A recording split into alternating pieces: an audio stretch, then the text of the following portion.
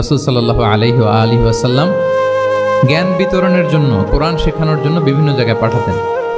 আপনারা উহুদের যুদ্ধের পরপরই বীরে মাউনার ঘটনা শুনে থাকবেন। সেখানে রাসূল সাল্লাল্লাহু আলাইহি ওয়াসাল্লাম ৭০ জন হাফেজ সাহাবী, মানে ওই সময় পর্যন্ত যতটুকু কোরআনের আয়াত নাজিল হয়েছিল এগুলো যারা মুখস্থ করে ফেলেছিলেন, এরকম ৭০ জন সাহাবীকে একটা এরিয়াতে তিনি পাঠিয়েছিলেন।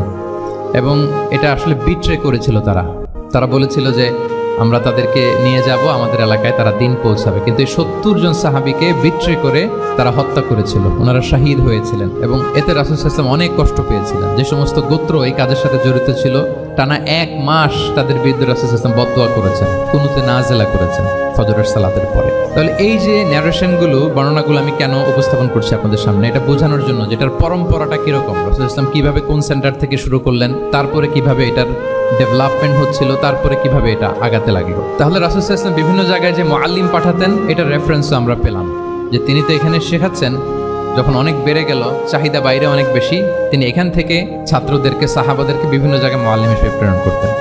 এবং শিক্ষার বিনিময়ে তিনি বদরের যে বন্দিরা ছিল তাদের মুক্তিপণের অ্যানাউন্সমেন্ট করেছেন, র্যানসম, এটা আপনারা জানেন। আমি একটু কুইজ নিয়ে নিই আপনাদের। বলেন, বদরে মুসলমানদের পক্ষ থেকে শহীদ হয়েছিল কয়জন? 14 জন, মাশাআল্লাহ। আর কুরাইশদের পক্ষ থেকে 70 জন। বন্দী হয়েছিল কয়জন দেখি? হ্যাঁ, 70 জন তারা নিহত হয়েছিল আর 70 জন বন্দী হয়েছিল। তো বদরের যুদ্ধে এই 70 জন যারা কুরাইশদের মধ্যে থেকে বন্দী হয়েছিল, তাদের মুক্তিপণ হিসেবে ফিদিয়া, র্যানসম হিসেবে রাসূল সাল্লাল্লাহু আলাইহি ওয়াসাল্লাম 4000 দিরহামের অ্যানাউন্সমেন্ট করেছেন। মানে দিরহাম মানে হচ্ছে সিলভার কয়েন আর কি। তৎকালীন সময় দিনার হচ্ছে গোল্ড কয়েন আর দিরহাম মানে সিলভার কয়েন। তো রাসূল সাল্লাল্লাহু আলাইহি ওয়াসাল্লাম 4000 সিলভার কয়েনের ঘোষণা করেছেন যে তোমরা যদি মুক্তি পেতে চাও তাহলে 4000 রৌপ্য মুদ্রা দিয়ে, সিলভার কয়েন দিয়ে তারপরে তোমরা মুক্তি পেতে হবে। তখন তিনি অ্যানাউন্স করলেন যে কারো যদি এই সামর্থ্য না থাকে তাহলে এই লোকদের মধ্য থেকে যারা লিখতে পড়তে জানে, তারা যদি মদিনার 10 জন শিশুকে লেখাপড়া শিখিয়ে দেয় তাহলে এটা তাদের মুক্তিপণ হয়ে যাবে। আল্লাহু আকবার। তাহলে শিক্ষাটাকে রাসূল সাল্লাল্লাহু আলাইহি ওয়াসাল্লাম কিভাবে দেখতেন, এটাকে কতটা গুরুত্ব দিতেন? তখন কিন্তু মুসলমানদের আর্থিকভাবে খুব কঠিন অবস্থা যাচ্ছিল। তখন এই জাতীয় ফিদিয়াগুলো, র্যানসমগুলো খুব জরুরি ছিল। তারপরে তিনি ঘোষণা করেছেন যাদের সামর্থ্য নাই তারা যদি লিখতে পড়তে জানে, মদিনার 10 জন ছেলে মেয়েকে তারা যদি লেখাপড়া শিখিয়ে দিতে পারে, এইটা তাদের মুক্তিপণ হিসেবে কনসিডার করা হবে। আল্লাহু আকবার। তাহলে সম্মানিত সুধী, আমরা সেই ইব্রাহিম আলাইহিস সালাতু ওয়াস সালামের দোয়া থেকে শুরু করে বদরের যুদ্ধ পর্যন্ত চলে আসলাম যে রাসূল সাল্লাল্লাহু আলাইহি ওয়াসাল্লাম শিক্ষাটাকে, এডুকেশনকে এবং শিক্ষার বাণীকে বিশ্বময় ছড়িয়ে দিতে তিনি কীরকম পদক্ষেপ নিয়েছেন, ওভারঅল একটা আমরা আইডিয়া পেয়েছি। এটা ছিল আমার ইন্ট্রোডাক্টরি ডিসকাশন। এখন আমি মূল আলোচনায় চলে যাই যে রাসূল সাল্লাল্লাহু আলাইহি ওয়াসাল্লাম সাহাবাদেরকে যে তিনি শেখাতেন, ওনার পাঠদান পদ্ধতি কেমন ছিল। প্রথম কথা হচ্ছে রাসূল সাল্লাল্লাহু আলাইহি ওয়াসাল্লাম পিতৃ স্নেহে সাহাবাদেরকে শিক্ষা দিতেন, as like a father teaching his child, teaching his son or daughter. সন্তানকে যেমনি বাবা পরম মমতায় আদর করে শেখায়, ঠিক সেভাবে শেখাতেন। এবং তিনি বলেছেন যে ইন্নামা আনা লাকুম বিমানজিলাতিল ওয়ালিদি উআল্লিমুকুম, নিশ্চয় আমি তোমাদের বাবার মতো, বাবা যেমনি ছেলে মেয়েদেরকে শেখায়। এবং এই হাদিসে এসছে যে রাসূল সাল্লাল্লাহু আলাইহি ওয়াসাল্লাম তাদেরকে শিখিয়েছেন সাহাবাদেরকে যে ওয়াশরুমে গেলে কিভাবে ক্লিন হইতে হবে, টু দ্য ডাইরেকশন অফ কেবলা বসা যাবে না, কেবলাকে পেছনে রেখে বসা যাবে না, এমনকি ঢিলাগুলো ইউজ করতে হলে ডান হাতে ইউজ করা যাবে না, বাঁ হাতে। তারপর এটা বেজোর হইতে হবে। এরকম ধরে ধরে উম্মাকে শিখিয়েছেন। নারীদের মেনস্ট্রুয়েশনাল পিরিয়ডের ব্যাপারে বিধানগুলো শিখিয়েছেন। স্বামী স্ত্রীর অন্তরঙ্গ মুহূর্তের ব্যাপারে মাসআলা কি, ব্যাপারগুলো কি, লিগ্যাল অপিনিয়ন কি, ধরে ধরে বাবা মা যেমনি ছেলে মেয়েদেরকে ধরে ধরে শিখিয়ে দেয় যে এইভাবে this is good and this is bad, dos and don'ts যেমনি মা বাবা শেখায়, আল্লাহ রাসূল সাল্লাল্লাহু আলাইহি ওয়াসাল্লাম বলেন ইন্নামা আনা লাকুম বিমানজিলাতিল ওয়ালিদি উআল্লিমুকুম, আমি তোমাদের বাবার মতো, বাবা যেমনি শেখায় পরম মমতায়, এভাবে আমি তোমাদেরকে শিক্ষা দিই। এবং রাসূল সাল্লাল্লাহু আলাইহি ওয়াসাল্লাম খুব সহজ করে উপস্থাপন করতেন, কোনো কিছুকে জটিল করতেন না। এটা কিন্তু একজন আদর্শ শিক্ষকের বৈশিষ্ট্য। মানে as easier as you can, যত সহজ করে আপনি আপনার প্রেজেন্টেশনটা করতে পারবেন, তত বেশি আপনার শিক্ষার্থীরা আপনার কাছ থেকে ওই মেসেজ, ওই শিক্ষা, সেটা, ওই বার্তাটা তারা গ্রহণ করতে পারবে। এবং সহিহ মুসলিমের হাদিস, আল্লাহ রাসূল সাল্লাল্লাহু আলাইহি ওয়াসাল্লাম তিনি বলেন ইন্নাল্লাহা লাম ইয়াবআসনি মুআন্নিতান ওয়ালা মুতাআন্নিতান ওয়ালাকিন বাআসানি মুআল্লিমান মুয়াসসিরান। আল্লাহু আকবার। আল্লাহ তাআলা আমাকে কঠোরতা আরোপকারী, জটিলকারী করে প্রেরণ করেননি, বরং সহজভাবে, সহজ পন্থায় শিক্ষাদানকারী শিক্ষক হিসেবে প্রেরণ করেছেন। লিটারেলি তিনি মুয়াসসিরান শব্দটা ব্যবহার করেছেন। যেহেতু এখানে ইসলামিক স্টাডিজ, কোরআন, হাদিস যে ডিপার্টমেন্টের শিক্ষার্থী বন্ধুরা আপনারা যারা আছেন, আপনারা শব্দের অর্থটা লিটারেলি বুঝতে পারতেছেন যে তিনি বলেছেন মুআল্লিমান মুয়াসসিরান, আমি সহজপন্থী শিক্ষক হিসেবে প্রেরিত হয়েছি। কোনো জিনিসকে কঠোরতা আরোপ করার জন্য, কঠিন করে প্রেজেন্ট করার জন্য আল্লাহ আমাকে পাঠান। রাসূল সাল্লাল্লাহু আলাইহি ওয়াসাল্লাম use to make things easy and easy, খুব সহজ করে উপস্থাপন করতেন। এবং রাসূল সাল্লাল্লাহু আলাইহি ওয়াসাল্লামের শিক্ষাদান পদ্ধতি ছিল অপটিমিস্টিক, আশাব্যঞ্জক, আশাবাদী। অর্থাৎ তিনি যখন কিছু বলতেন, শেখাতেন, মানুষ আশাবাদী হয়ে উঠত, কনফিডেন্ট পেত, ভয় পেত না। আমরা অনেক সময় মানুষকে খুব ভয় দেখাই। রাসূল সাল্লাল্লাহু আলাইহি ওয়াসাল্লাম কাউকে যখন কোনো দায়িত্ব দিয়ে কোথাও প্রেরণ করতেন, ওনার বিখ্যাত হাদিস তিনি বলতেন, ইয়াসসিরু ওয়ালা তুআসসিরু বাশশিরু ওয়ালা তুনাফিরু, সহজ করো, কঠিন করো না, সুসংবাদ দাও, দিন থেকে মানুষকে ভাগিয়ে দিও না। মানে আমাদের প্রেজেন্টেশন যেন এমন না হয় যে আমাদের কথা শুনে মানুষ ভাগে, কাছে আসে না, বরং এমনভাবে প্রেজেন্টেশন করো যাতে মানুষ কাছে আসে, কমফোর্ট ফিল করে, ওইটাকে রিসিভ করে এবং জীবনের সাথে সে অ্যাডজাস্ট করতে পারে। সাহাবাদেরকে যখন কোনো জিনিস বুঝাতেন, খুব ধীরস্থিরভাবে কথা বলতেন, কখনো কথা বলার ক্ষেত্রে রাশিং করতেন না, তাড়াহুড়ো করতেন না, নেভার এভার। এবং অনেক সাহাবারা খুব দ্রুত হাদিস বর্ণনা করলে আম্মা জান আয়েশা রাদিয়াল্লাহু তাআলা আনহা এটা অপছন্দ করতেন। বিশেষ করে আবু হুরায়রা রাদিয়াল্লাহু তাআলা আনহুর ব্যাপারে তিনি অবজেকশন দিয়েছিলেন যে তুমি যেভাবে বলো, নবী সাল্লাল্লাহু আলাইহি ওয়াসাল্লাম কিন্তু এত দ্রুত বলতেন না, তুমি যেমনি গড়গড় করে বর্ণনা করো, আল্লাহ রাসূল সাল্লাল্লাহু আলাইহি ওয়াসাল্লাম এত দ্রুত বর্ণনা করতেন না। লাম ইয়াকুন ইয়াসরুদুল হাদিসা কাসারদিকুম কানা ইউহাদ্দিসু হাদিসান লাউ আদ্দাহুল আদ্দু লা আহসাহু। এমনভাবে প্রিয় নবী কথা বলতেন যে কেউ যদি চাইতো তিনি এই কথার মধ্যে কয়টা বাক্য বলেছেন, কয়টা শব্দ বলেছেন, চাইলে হাতে গুনে ফেলতে পারত। এত প্রেসাইজ এন্ড ক্লিয়ার ছিল। তিনি কয়টা বাক্য বললেন এই বক্তব্যে, কয়টা শব্দ বললেন, এটাও গুনে ফেলা যেত। আল্লাহু আকবার। কানা ইয়াতাকাল্লামু বিকালামিন বাইনাহু ফাসলুন ইয়াহফাযুহু মান জালাসা ইলাইহি। এবং কথা বলতে বলতে মাঝখানে পজ দিতেন, মানে একটু থামতেন, ফলে যারা শুনতো তারা একেবারে মুখস্থই করে ফেলতে পারত। আল্লাহু আকবার। এটা কিন্তু একজন আদর্শ শিক্ষকের বৈশিষ্ট্য যে খুব ধীরস্থিরভাবে আমি কথা বলবো, মাঝে মাঝে পজ দিব। রাসূল সাল্লাল্লাহু আলাইহি ওয়াসাল্লাম পজ দিতেন, থামতেন, যাতে ছাত্ররা নিতে পারে। সব শিক্ষার্থীদের এক ধরনের ক্যাপাসিটি না, ক্যাপাসিটি ইস্যু নিয়ে আমি সামনে কথা বলতেছি ইনশাআল্লাহ। তো তাহলে এইভাবে তিনি বেসিকলি তালিম দিতেন বা প্রেজেন্ট করতেন। আচ্ছা, শিক্ষা দেওয়ার ক্ষেত্রে দুইটা ধরন ছিল রাসূল সাল্লাল্লাহু আলাইহি ওয়াসাল্লামের। কখনো হয়তো ওয়ান অন ওয়ান মিটিং, একজন সাহাবীকে টার্গেট করে তাকে কিছু শেখাচ্ছেন, জানাচ্ছেন বা বলছেন। আবার কখনো একজন না, একাধিক সাহাবী বা অনেক সাহাবীদেরকে, অনেক মানুষকে তিনি অ্যাড্রেস করছেন। তাহলে এই দুইভাবে তিনি অ্যাড্রেস করতেন। এক নাম্বার হচ্ছে প্রাইভেট লার্নিং সেশন, আর একটা হচ্ছে পাবলিক লার্নিং সেশন। দুইটাই রাসূল সাল্লাল্লাহু আলাইহি ওয়াসাল্লামের সিরা যদি আপনি স্ক্যানিং করেন আপনি পাবেন।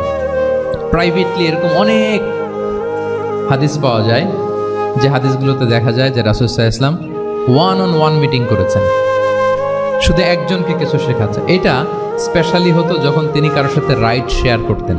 রাইট অর্থাৎ তিনি উটে ছিলেন, উটের পেছনে আরেকজন সাহাবী বসা, তিনি গাধার উপরে বসা, পেছনে আরেক সাহাবী বসা, তিনি খচ্চরের উপর বসা, আরেক সাহাবী বসা। যখন তিনি রাইড শেয়ার করতেন, এরকম ভুরি ভুরি হাদিস আপনারা পাবেন যে মুআয ইবনে জাবাল বলতেছে যে কুনতু রদিফা রাসূলিল্লাহ কুনতু খালফা রাসূলিল্লাহ, আমি একবার উটের পেছনে বসা ছিলাম। আব্দুল ইবনে আব্বাস বলতেছেন আমি উটের পেছনে বসা ছিলাম। ফদল ইবনে আব্বাস বলতেছেন আমি একবার একটা খচ্চরের পেছনে বসা ছিলাম। when he was sharing his riding যখন শেয়ার করতেন, ওই মুহূর্তগুলো তেমন চমৎকার চমৎকার কিছু বার্তা রাসূল সাল্লাল্লাহু আলাইহি ওয়াসাল্লাম ওই সাহাবীদেরকে দিয়েছেন, যেগুলো আমরা হাদিস গ্রন্থগুলোতে পড়ে অবাক হয়ে যাই। এরকম একটা ছোট্ট হাদিস যদি শেয়ার করি, আব্দুল্লাহ ইবনে আব্বাস রাদিয়াল্লাহু তাআলা আনহু উনি বলেন, কুনতু খালফা রাসূলিল্লাহি সাল্লাল্লাহু আলাইহি ওয়াসাল্লাম ইয়াওমান, একদিন আমি, এই যে দেখেন বর্ণনা ভঙ্গি কেমন, একদিন আমি রাসূল সাল্লাল্লাহু আলাইহি ওয়াসাল্লামের পেছনে বসা, মানে কোনো একটা ওটের উপর বা গাধার উপরে বসা। ফাকাল, তিনি বললেন, ইয়া গোলাম, হে কিশোর। রাসূল সাল্লাল্লাহু আলাইহি ওয়াসাল্লামের শব্দ চয়নগুলো অসাধারণ। আমরা অনেক হাদিস আজকে শেয়ার করার চেষ্টা করব, আপনি বাক্য চয়ন, শব্দ চয়ন শুনলে অবাক হবেন। ইয়া গোলাম, হে কিশোর, ইন্নী উআল্লিমুকা কালিমাতিন, আমি তোমাকে চমৎকার কিছু কথা শিখিয়ে দিচ্ছি, শোনো। তখন কিন্তু কেউ নাই।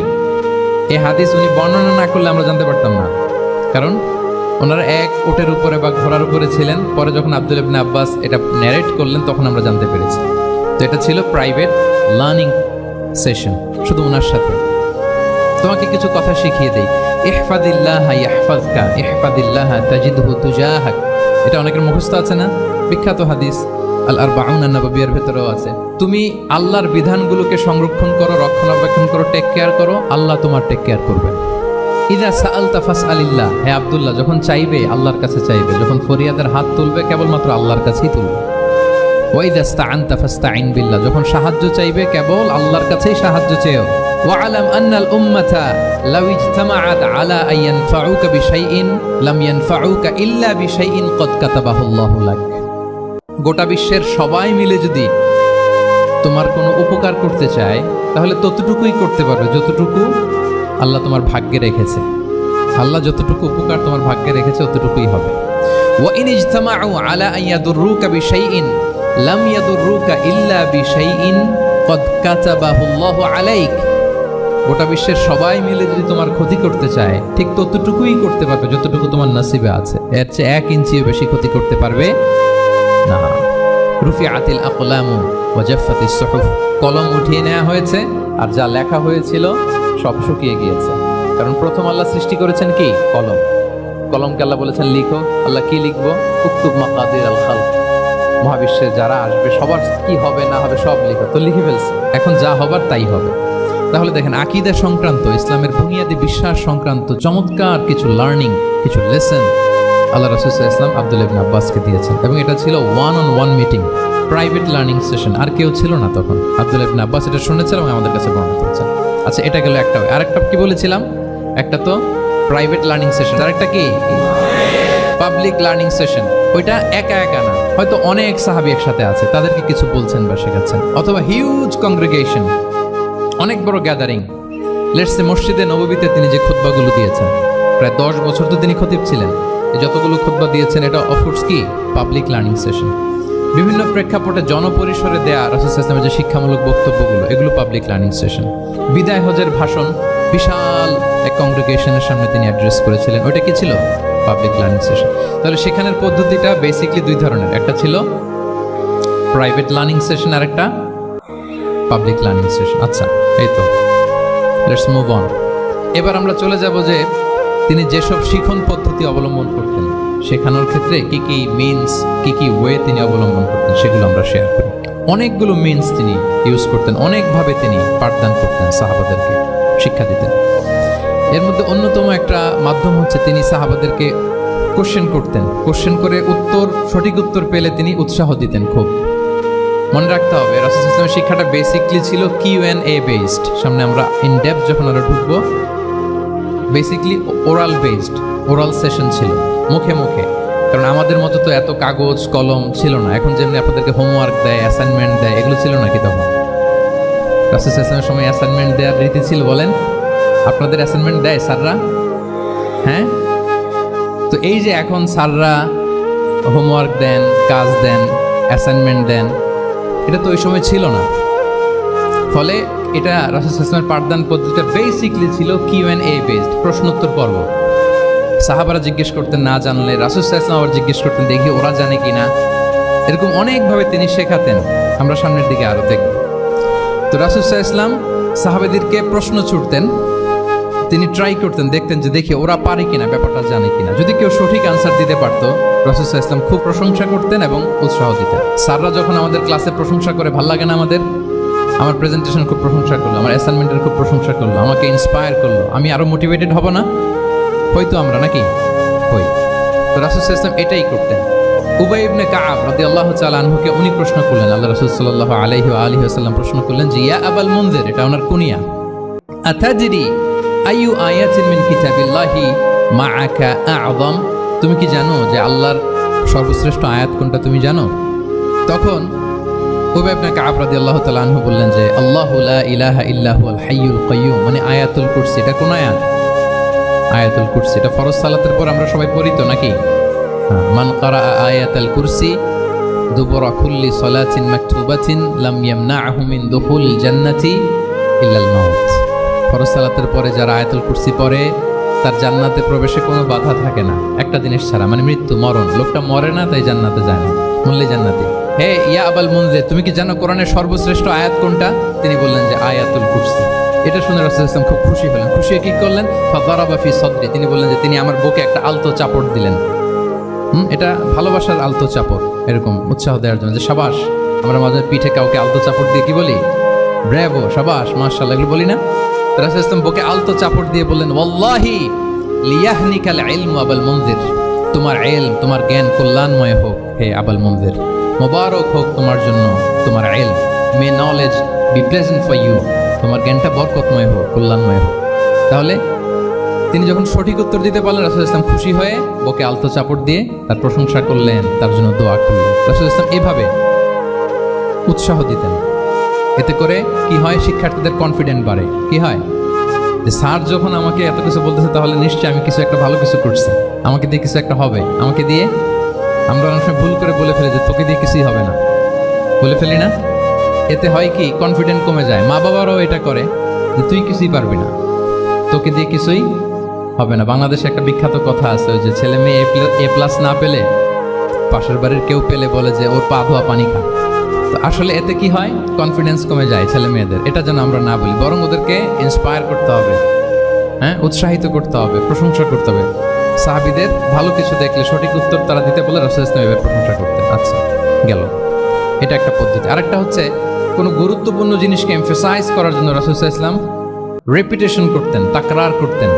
গুরুত্বপূর্ণ জিনিসকে তিনি 3 বার উল্লেখ করতেন, তাকরার করতেন। আত-তাকওয়া হাহুনা, আত-তাকওয়া হাহুনা, আত-তাকওয়া হাহুনা ওয়া ইউশিরু ইলা সাদরিহি 3 মাররাত। তাকওয়া এখানে, এখানে, এখানে 3 বার বল, একবার বললেই তো হয়ে যায়, 3 বার কেন বলেন? এটা গুরুত্বপূর্ণ, ভেরি ইম্পর্টেন্ট ইস্যু। গুরুত্ব বোঝানোর জন্য, এমফাসাইজ করতে যে তিনি কোনো জিনিসকে কয়বার বলতেন? 3 বার। বিদায় হজের ভাষণ যখন দিলেন, ভাষণ দেয়া শেষ, এবার বলতেছে আল্লাহুম্মা হাল বাল্লাগতু, আল্লাহুম্মা হাল বাল্লাগতু, আল্লাহুম্মা হাল বাল্লাগতু, আল্লাহুম্মা ফাশহাদ। 3 বার বললেন যে আল্লাহ আমাকে যা পৌঁছাতে বলেছেন, হে মহাসমাবেশ তোমরা বলো আমি কি পৌঁছাতে পেরেছি? আমি কি ঠিকঠাক পৌঁছালাম? আমি কি সব তোমাদেরকে বলেছি? সাক্ষ্য দাও, সাক্ষ্য দাও। সবাই বললো ইয়া রাসূলুল্লাহ, আল্লাহ যেমনটি বলেছেন সব আপনি আমাদের কাছে পৌঁছে দিয়েছেন, কিছু লুকোচুরি করেন নাই, কিছু লুকান নাই। তাহলে 3 বার জানতে চাইলেন, কয়বার? এটা রাসূল সাল্লাল্লাহু আলাইহি ওয়াসাল্লামের একটা গুরুত্বপূর্ণ অভ্যাস ছিল, যে যেটাকে তিনি এমফাসাইজ করতে চাইতেন, যেটা গুরুত্বপূর্ণ কোনো বিষয়, এটাকে তিনি রিপিট করতেন বারবার। সাধারণত 3 বার। সাধারণত কয়বার? তাহলে গুরুত্বপূর্ণ জিনিসগুলো আমরা বারবার বলবো, যাতে আমাদের শিক্ষার্থীরা সহজে সেটা মুখস্থ করে ফেলতে পারে। আবার রাইডিং শেয়ারের আর একটা ঘটনা, মুআয ইবনে জাবাল রাদিয়াল্লাহু তাআলা আনহু, উনি একবার রাসূল সাল্লাল্লাহু আলাইহি ওয়াসাল্লামের সাথে বাহনের পেছনে ছিলেন, হয়তো উট। কুনতু রিদফান নবী, মুআয ইবনে জাবাল বলেন, আমি রাসূল সাল্লাল্লাহু আলাইহি ওয়াসাল্লামের পেছনে একবার বসা ছিলাম। তো তখন হঠাৎ করে রাসূল সাল্লাল্লাহু আলাইহি ওয়াসাল্লাম আমাকে ডাক দিলেন। রাসূল সাল্লাল্লাহু আলাইহি ওয়াসাল্লাম সামনে, মুআয ইবনে জাবাল পেছনে। হঠাৎ ডেকে বললেন, ইয়া মুআয ইবনে জাবাল, হে মুআয ইবনে জাবাল। তো তিনি বললেন খুব বিনয়ের সাথে, কুলতু লাব্বাইকা রাসূলুল্লাহি ওয়া সা'দাইক, মানে হে আল্লাহ রাসূল আমি হাজির, আমি প্রস্তুত। হে আল্লাহ রাসূল আপনি খালি অর্ডার করেন, বান্দা হাজির। আমরা এরকম বলি না মাঝে মাঝে বাংলায়, কি বলি? বান্দা হাজির, মানে আমি আছি আপনার খেদমত, আপনি বলেন। তো রাসূল ইসলাম বললেন, ইয়া মুআয ইবনে জাবাল লাব্বাইকা রাসূলুল্লাহি ওয়া সা'দাইক, ইয়া রাসূলুল্লাহ আমি হাজির। কিন্তু রাসূল ইসলাম কিছু বলেন না, কিছুই বলেন না। আবার যাচ্ছে, উট যাচ্ছে যাচ্ছে যাচ্ছে। কয়েক মিনিট পরে আবার ডাক দিলেন, ইয়া মুআয ইবনে জাবাল, হে মুআয। উনি একই কথা, লাব্বাইকা রাসূলুল্লাহ সা'দাইক, হে আল্লাহ রাসূল আমি হাজির, উপস্থিত। আবার ইয়া মুআয ইবনে জাবাল, হে মুআয। তিনি একই কথা বললেন, লাব্বাইকা রাসূলুল্লাহ। 3 বার বললেন, 3 বার মুআয ইবনে জাবাল একই উত্তর দিলেন। তার মানে ওনার আগ্রহটা বাড়াচ্ছেন। রাসূল সাল্লাল্লাহু আলাইহি ওয়াসাল্লাম একটা গুরুত্বপূর্ণ কথা বলবেন, এই কথাটা শোনানোর জন্য মুআয ইবনে জাবালের উনি কি করতেছেন? ভেতর থেকে কথা বুঝতেছেন আমার সবাই, আগ্রহটা আরো বাড়াচ্ছেন, আরো বাড়াচ্ছেন। যখন দেখলেন যে না, আগ্রহ একেবারে 100-এ 100, এখন বললে সেটা রিসিভ করতে পারবে, কাজে দিবে, তখন তিনি বললেন যে মুআয তুমি কি জানো, হাল তাদরি মা হাক্কুল্লাহি আলাল ইবাদ, বান্দার উপর আল্লাহর হক কি জানো? তিনি বললেন আল্লাহু ওয়া রাসূলুহু আ'লাম, আল্লাহ আল্লাহ রাসূল ভালো জানেন। সাহাবাদের একটা বৈশিষ্ট্য ছিল, they are very down to earth, মানে আউট অফ হাম্বলনেস তারা বলতেন আল্লাহ আল্লাহ রাসূল ভালো জানেন। তো তিনি বললেন যে আল্লাহর, বান্দার উপর আল্লাহর অধিকার হচ্ছে যে বান্দা কখনো আল্লাহর সাথে শিরক করবে না, এক আল্লাহর ইবাদত করবে। কিছুক্ষণ পর আবার ইয়া মুআয ইবনে জাবাল, দেখেন কি স্টাইল, মানে রাজকীয় একটা স্টাইল। ইয়া মুআয ইবনে জাবাল, আবার তিনি লাব্বাইকা রাসূলুল্লাহ সা'দাইক, হে আল্লাহ রাসূল আমি তো হাজির, তুমি কি জানো যে আল্লাহর প্রতি বান্দার হক কি? আবার বললেন যে আল্লাহ আল্লাহ রাসূলই ভালো জানেন। তখন রাসূল সাল্লাল্লাহু আলাইহি ওয়াসাল্লাম বললেন যে আল্লাহর হক যেমনি তুমি জানলে যে বান্দা আল্লাহর সাথে শরীক করবে না, এক আল্লাহর ইবাদত করবে, এটা যদি কোনো বান্দা করে তাহলে ওই বান্দাকে কখনো আল্লাহ শাস্তি দিবেন না। এটা হচ্ছে বান্দার হক। আল্লাহর কাছ থেকে সে এটা পাবে যে আল্লাহ ইউআযিবাহুম, আল্লাহ তাআলা তাকে কখনো শাস্তি দিবেন না। তাহলে এটা ছিল রাসূল সাল্লাল্লাহু আলাইহি ওয়াসাল্লামের অভ্যেস যে তিনি একই কথা বারবার বলে আগ্রহ বাড়াতেন। 3 বার তিনি বলেছেন, 3 বার ডাক দিয়েছেন হে মুআয ইবনে জাবাল। তাহলে রিপিটেশন এটা একটা অভ্যেস ছিল রাসূল সাল্লাল্লাহু আলাইহি ওয়াসাল্লামের পাঠদানের ক্ষেত্রে একটা পদ্ধতি। আচ্ছা, রাসূল সাল্লাল্লাহু আলাইহি ওয়াসাল্লামের আরেকটা পদ্ধতি ছিল যে তিনি ধারণ ক্ষমতা অনুযায়ী নির্দেশনা দিতেন, considering the state of the addressee. যাকে অ্যাড্রেস করতেছেন তার ক্যাপাসিটি কতদূর এটা বুঝে শুনে বলতেন, খুব বাড়িয়ে বলতেন, বেশি কিছু বলতেন না। এক বেদুইন আসলো, বেদুইন মানে সে মরুপল্লীতে থাকে, শহরের যে নিয়ম কানুন জানে না, সভ্যতার ছোঁয়া তার মধ্যে লাগেনি। এসে বলল দুল্লানি আলা আমাল আমিলতুহু ইদা আমিলতুহু দাখালতুল জান্নাহ। হে নবী, আপনি আমাকে এমন একটা আমল শিখায় দেন যেটা করলে আমি জান্নাতে যাব। তো রাসূল সাল্লাল্লাহু আলাইহি ওয়াসাল্লাম দেখলেন লোকটা বেদুইন, শহরে লোক না, আবার খুব সহজ সরল, একেবারে সাদামাটা। তো রাসূল সাল্লাল্লাহু আলাইহি ওয়াসাল্লাম বললেন 4টা কাজ করবা। তা'বুদাল্লাহ ওয়া লা তুশরিকু বিহি শাইআ, তুকিমাস সালাতাল মাকতুবা, তুআদ্দি যাকাতাল মাফরুদা ওয়া তাসুমা রমাদান। 4টা কাজ।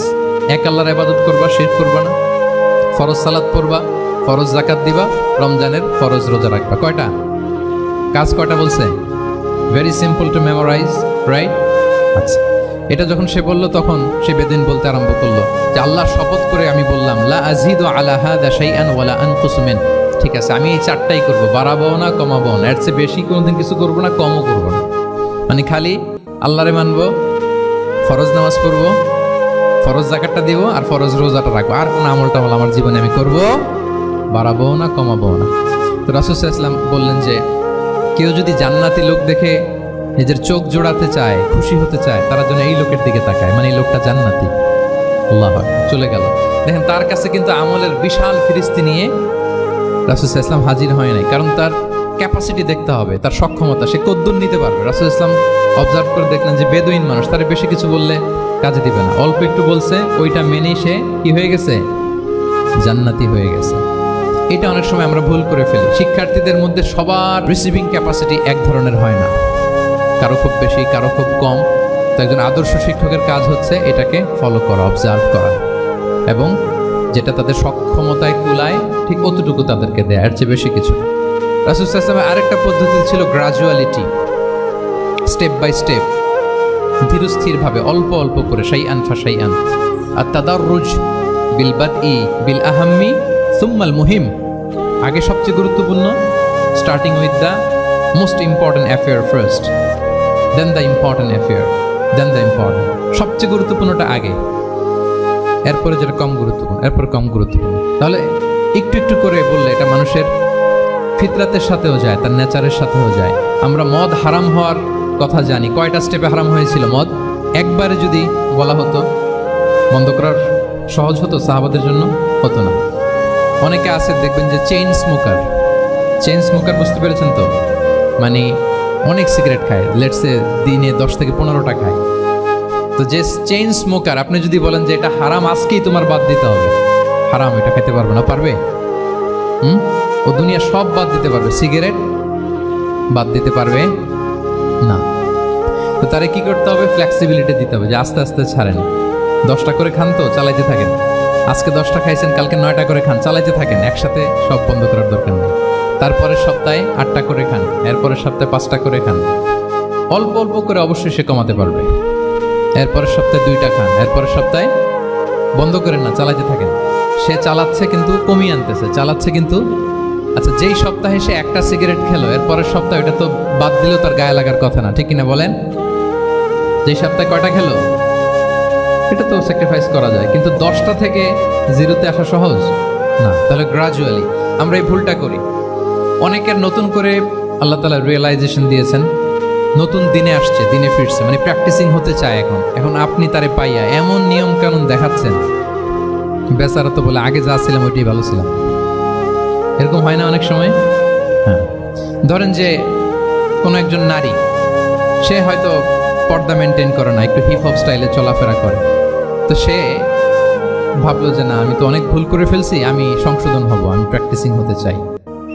তা এখন যখন সে আপনার কাছে আসছে নাসিহাত নেওয়ার জন্য, আপনি যদি বলেন যে তোমার এইড করতে হবে, বোরকা ঝুলাইতে হবে, হাত মোজা, পা মোজা, পারবে? এ বলবে আগে যা ছিলাম ভালোই ছিলাম।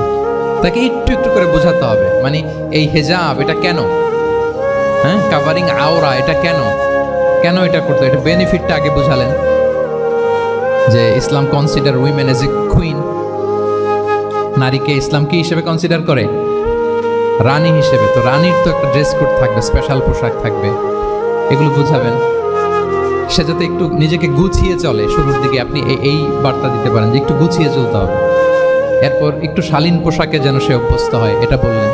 সে যখন শালীন পোশাকে অভ্যস্ত, তারপরে হেজাবের ফজিলত বললেন, সে যেন হেজাব পরে। যখন সে হেজাব পরে এরপরে তাকে নেকাবের কথা বললেন। এইভাবে আস্তে আস্তে তাকে বোঝাতে হবে। কিন্তু একবারে যদি সব চাপিয়ে দেন, বলেন তো আওয়াজ করে সে কি ওটা রিসিভ করতে পারবে? কারণ এই যে গ্রাজুয়ালিটি আর তাদাররুজ, এই সিস্টেমটা আপনি ভায়োলেট করেছেন, করেন নাই। মুআয ইবনে জাবাল রাদিয়াল্লাহু তাআলা আনহুকে আল্লাহ রাসূল সাল্লাল্লাহু আলাইহি ওয়াসাল্লাম তিনি ইয়ামানের গভর্নর করে পাঠিয়েছেন। তো পাঠানোর আগে he was explaining a teaching guideline to his fellow সাহাবা। ওনাকে শিখাইতেছেন, তুমি যে যাবা মুআল্লিম হিসেবে, গভর্নর হিসেবে, কিভাবে দাওয়াতটা দিবে আগে শোনো। তিনি মুআয ইবনে জাবালকে বললেন, ইন্নাকা তা'তি কওমান মিন আহলিল কিতাব। হে মুআয, জেনে রাখো এমন একটা এলাকায় তোমাকে পাঠাচ্ছি, তারা কিন্তু আহলে কিতাব, মানে তারা হচ্ছে Jewish and Christian community, they are not Muslim, তারা কিন্তু ইহুদি খ্রিস্টান ওখানে। সো তুমি কিভাবে দাওয়াত দিবা? ফাদউহুম ইলা শাহাদাতি আন লা ইলাহা ইল্লাল্লাহ ওয়া মুহাম্মাদুর রাসূলুল্লাহ। প্রথমে তাওহীদের দাওয়াত দিবা। আওয়াজ করে বলেন, প্রথমে দাওয়াত হবে কিসের? তাওহীদ। ফা ইনহুম আতাউ লিযালিক, বাক্যটা খেয়াল করেন। যখন তারা এটা মেনে নিবে, এটাতে অভ্যস্ত, তারপর তুমি দাওয়াত দিবা যে আল্লাহ প্রতিদিন 5 ওয়াক্ত সালাত ফরজ করেছেন। কয় ওয়াক্ত? 5 ওয়াক্ত সালাত। আচ্ছা, ফা ইনহুম আতাউ লিযালিক, যখন তারা 5 ওয়াক্তে সালাতে অভ্যস্ত হবে, তখন বলবা যে আল্লাহ তাআলা ধনীদের উপর যাকাত ফরজ করেছেন। ফা ইনহুম আতাউ লিযালিক, যখন ওইটা মানবে, এরপরে বলবা রমজানের রোজা ফরজ করেছেন। সুবহানাল্লাহ, সুবহানাল্লাহ, আল্লাহু আকবার। তাহলে ধাপে ধাপে দেখেন, এই যে টিচিং গাইডলাইন তিনি দিচ্ছেন ওনার ফেলো সাহাবাকে, ফেলো কম্প্যানিয়নকে, যে তুমি ইয়ামানে যে একবারে সব বিধান তুমি যা জানো, মনে করো না যে সবাই ওইটা মানবে। তারা জুইশ, তারা ক্রিশ্চিয়ান, একটু একটু করে তাদেরকে দাওয়াত দিতে হবে। তাহলে গ্রাজুয়ালিটি পাঠদান পদ্ধতির একটা অন্যতম বিষয় হচ্ছে কি গ্রাজুয়ালিটি, মানে ধাপে ধাপে ধীরে ধীরে অল্প অল্প করে বোঝানো। আচ্ছা, রাসূল সাল্লাল্লাহু আলাইহি ওয়াসাল্লাম মাঝে মাঝে কোনো কথার গুরুত্ব বোঝানোর জন্য শপথ করতেন, drawing attention by making oath, শপথ করে কথার গুরুত্ব বোঝাতেন। তিনি বলতেন, ওয়াল্লাহি ইন্নী লা আস্তাগফিরুল্লাহ ওয়া আতুবু ইলাইহি ফিল ইয়াউমি আকসারা মিন ৭০ মাররা। আল্লাহর শপথ, আমি নবী প্রতিদিন ৭০ বারেরও বেশি তওবা ইস্তেগফার করি। কয়বারেরও বেশি? ৭০ বার। এই কথাটার তওবা ইস্তেগফারের গুরুত্ব বোঝাতে যেয়ে তিনি শুরুতে বলেছেন ওয়াল্লাহি, আল্লাহর শপথ। এরকম অনেক হাদিসে পাওয়া যায়, তিনি বলেছেন ওয়াল্লাযী নাফসু মুহাম্মাদিন বিয়াদিহি, ওই সত্তার শপথ যার হাতে মুহাম্মাদের আত্মা। আবার মাঝে মাঝে বলেছেন ওয়াল্লাযী নাফসি বিয়াদিহি, ওই সত্তার শপথ যার হাতে আমার আত্মা। এভাবে বলে তিনি কথা শুরু করেছেন। যখন তিনি এরকম শপথ করতেন, তখন কথার গুরুত্ব বোঝা যেত। কি বোঝা যেত? গুরুত্ব বোঝা যেত। তাহলে শপথ করে মাঝে মাঝে তিনি জিনিস বোঝাতেন। আচ্ছা, আমরা আমাদের বিভিন্ন প্রেজেন্টেশন বা লেকচার বোঝানোর জন্য অনেক মিনস ইউজ করি না? আল ওয়াসাইল আত তালিমিয়া, এটাও কিন্তু রাসূল সাল্লাল্লাহু আলাইহি ওয়াসাল্লাম করতেন। আমরা কি কি করি? আমি তো জানি না আপনাদের আইএসসিতে ক্লাসরুমগুলো কেমন, নিশ্চয়ই সেখানে হোয়াইট বোর্ডে তো আছেন। হোয়াইট বোর্ডে কি দিয়ে লেখা হয়? মার্কার। আচ্ছা, প্রেজেন্টেশন স্লাইড মাঝে মাঝে ইউজ করেন না? বা টিচার করে কি না? তো সেটা কীভাবে করে? মাইক্রো প্রজেক্টর দিয়ে করে। এগুলো হচ্ছে আল ওয়াসাইল আত তালিমিয়া। তো রাসূল সাল্লাল্লাহু আলাইহি ওয়াসাল্লামের সময় তো এই স্লাইডও ছিল না, ডিজিটাল বোর্ডও ছিল না, হোয়াইট বোর্ডও ছিল না, হ্যাঁ মার্কার ছিল না, ওইরকম কিছু ছিল না। তো উনি কি ইউজ করতেন? উনিও চমৎকার চমৎকার কিছু মাধ্যম ইউজ করতেন, আপনারা শুনলে অবাক হবেন। আপনাদের মনোযোগ আছে তো সবার, না? আচ্ছা, আমরা দেখি যে উনি কি কি ইউজ করতেন। উনি অনেক ধরনের ভিজুয়াল ডেমনস্ট্রেশন করতেন। ভিজুয়াল ডেমনস্ট্রেশন মানে যেটা আপনি চোখ দিয়ে দেখে শিখে ফেলবেন, বুঝে যাবেন। Visual demonstration. Physical gesture use করে এটা করতেন। ফিজিক্যাল জেস্চার, অঙ্গভঙ্গি, বাংলা কি বলে? অঙ্গভঙ্গি। রাসূল সাল্লাল্লাহু আলাইহি ওয়াসাল্লাম, এটাতে তো আর কিছু আধুনিক বিজ্ঞান আইটি তো লাগতেছে না, কি বলেন? আমার হাত পা দিয়ে আমি একটা কিছু বোঝাচ্ছি। তো রাসূল সাল্লাল্লাহু আলাইহি ওয়াসাল্লাম কিন্তু এটা করতেন। একবার তিনি ইয়াতিমের রক্ষণাবেক্ষণ যারা করে তাদের মর্যাদা কত, ফজিলত কত, এটা বোঝাতে যে একবার তিনি বলতেছেন আনা ওয়া কাফিলুল ইয়াতীমি ফিল জান্নাতি কাহাতাইন, আমি এবং এতিমের রক্ষণাবেক্ষণকারী জান্নাতে ঠিক এইভাবে থাকবো। এইভাবে থাকবো মানে খুব কাছাকাছি থাকবো। He will be my neighbour, very close neighbour. এবং বোঝাতে যে এই যে উস্তা আর সাব্বাবা দুই আঙ্গুল এভাবে, এই আঙ্গুল থেকে এই আঙ্গুলের দূরত্ব কতটুকু? 1 মাইল নাকি কত? একেবারে কাছে। এই আঙ্গুল থেকে এই আঙ্গুলের তেমন কোনো দূরত্বই নাই, মানে খুব কাছে। এটা দিয়ে তিনি বুঝালেন আমি এবং এতিমের রক্ষণাবেক্ষণকারী ঠিক এভাবে থাকবো যেভাবে এই দুটো আঙ্গুল কাছাকাছি। আল্লাহু আকবার। তাহলে এই যে ফিজিক্যাল জেস্টার ইউজ করলেন কিনা, অঙ্গভঙ্গি, এটাকে বলে ভিজুয়াল ডেমনস্ট্রেশন। কি বলে? Visual demonstration.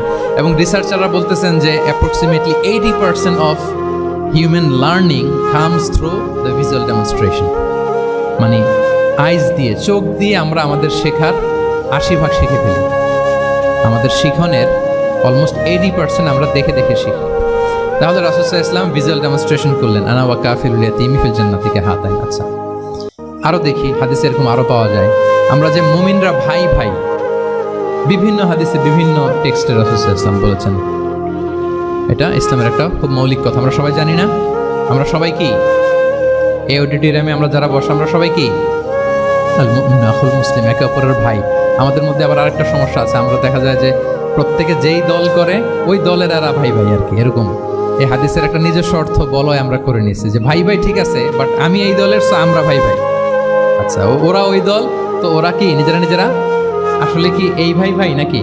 না, যারাই কালেমা শাহাদাতে বিশ্বাসী, যারা আমাদের কেবলাকে কেবলা মানে, যারা ঈমান এনেছে, তারা সবাই আমরা কি ভাই ভাই।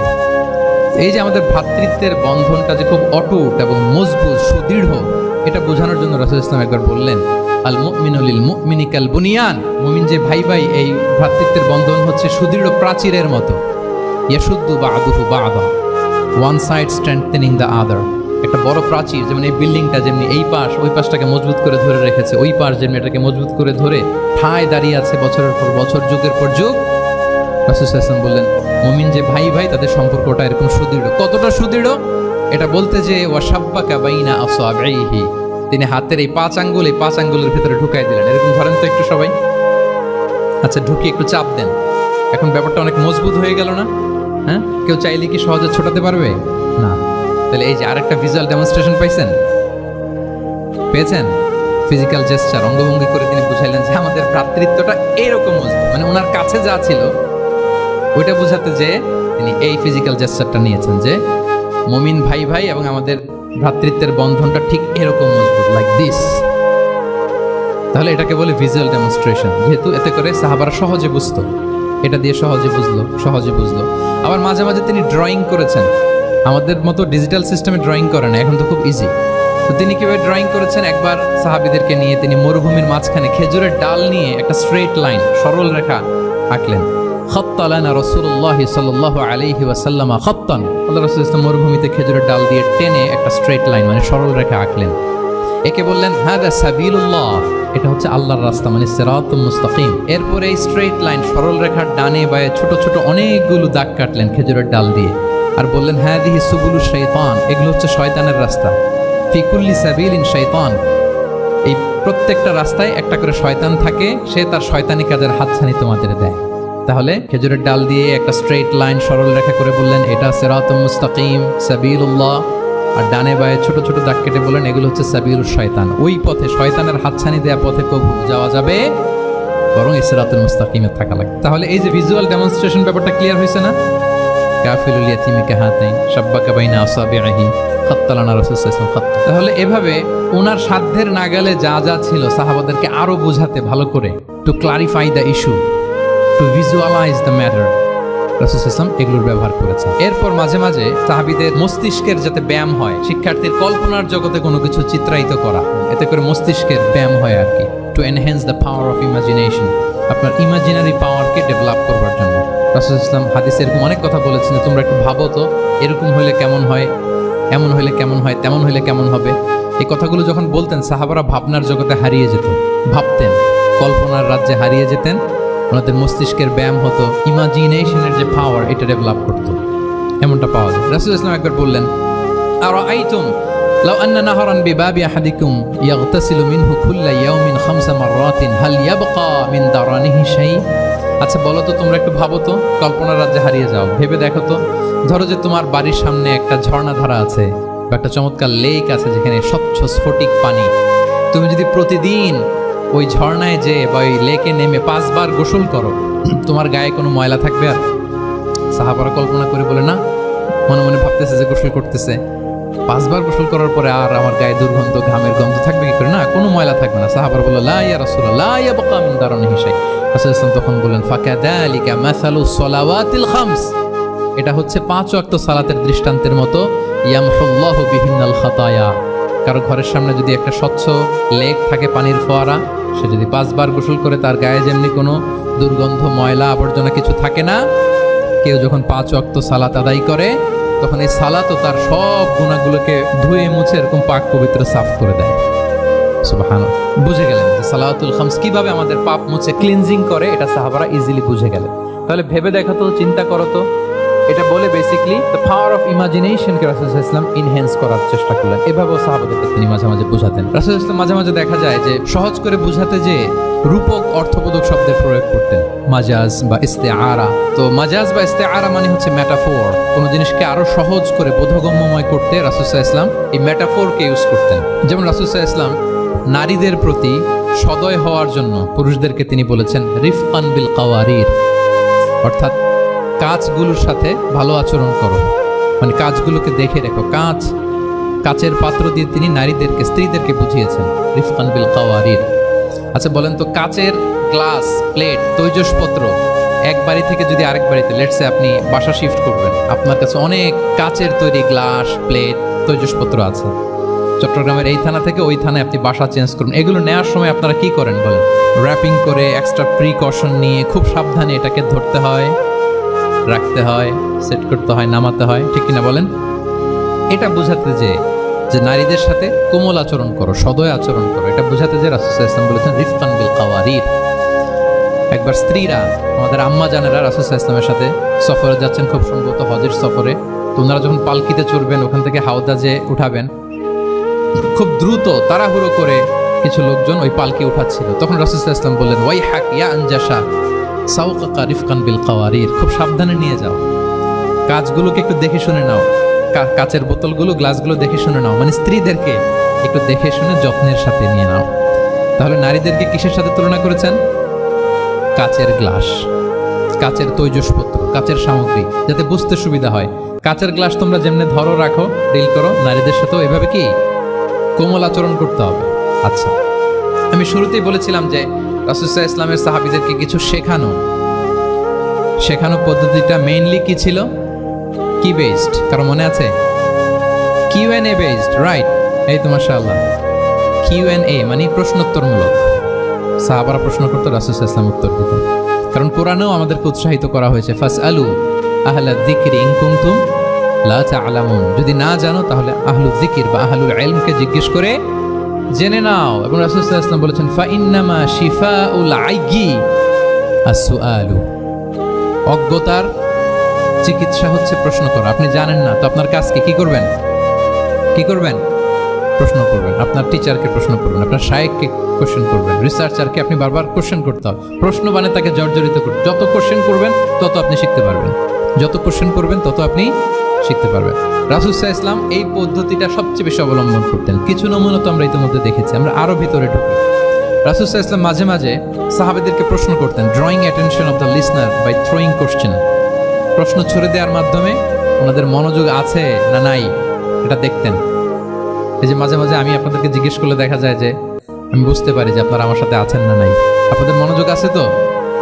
আচ্ছা, ঠিক আছে, প্রশ্ন করবো একটু পরে, পুরো আলোচনা শেষে দিয়ে একটা প্রশ্ন করবো, দেখি কে কতটুকু মনে রাখতে পারলেন।